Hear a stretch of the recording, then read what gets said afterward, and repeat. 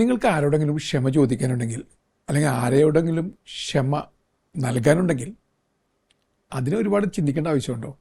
ആലോചിച്ച് നോക്കി, നമ്മൾ ആരോടെങ്കിലും പൊട്ടിത്തെറിക്കാൻ നേരത്ത് നമ്മൾ ഒട്ടും ചിന്തിക്കാറില്ല. ഇപ്പോഴും നല്ലത് പറയുന്നതിന് മുമ്പ് 1000 വട്ടം ചിന്തിക്കും. എന്തൊരു തമാശയാണുള്ളത്. ചീത്ത പറയാൻ നേരത്ത് ഒട്ടും ചിന്തിക്കാത്ത ആളുകൾ നല്ലത് പറയാൻ നേരത്ത് വീണ്ടും വീണ്ടും ചിന്തിക്കുകയാണ്. അതെന്തൊരു പ്രതിഭാസമാണ്. ഇനി ആളുകളെ പൊട്ടിച്ചിതറിക്കുന്ന വിധത്തിലൊക്കെ സംസാരിക്കും. എന്നിട്ട് അവരോടൊന്ന് സോറി പറയാൻ നമുക്ക് സാധിക്കാറില്ല. അതെന്തുകൊണ്ടാണെന്ന് നിങ്ങൾ എപ്പോഴെങ്കിലും ചിന്തിച്ചിട്ടുണ്ടോ? എന്നെ കേട്ടുകൊണ്ടിരിക്കുന്ന പ്രിയപ്പെട്ട ചങ്ങാതി, ആരോടെങ്കിലും സോറി പറയേണ്ടതുണ്ടെങ്കിൽ, ആരുടെയെങ്കിലും സോറി ഹൃദയപൂർവ്വം സ്വീകരിക്കണമെന്നുണ്ടെങ്കിൽ അതും ഇന്ന് തന്നെ ചെയ്യുക. എത്ര പേരുടെ വെറുപ്പാണ്, എത്ര പേരുടെ അകൽച്ചയാണ്.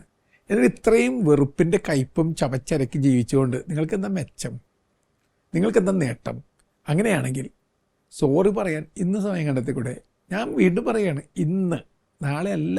Today is the day. Today is the day to ask for forgiveness.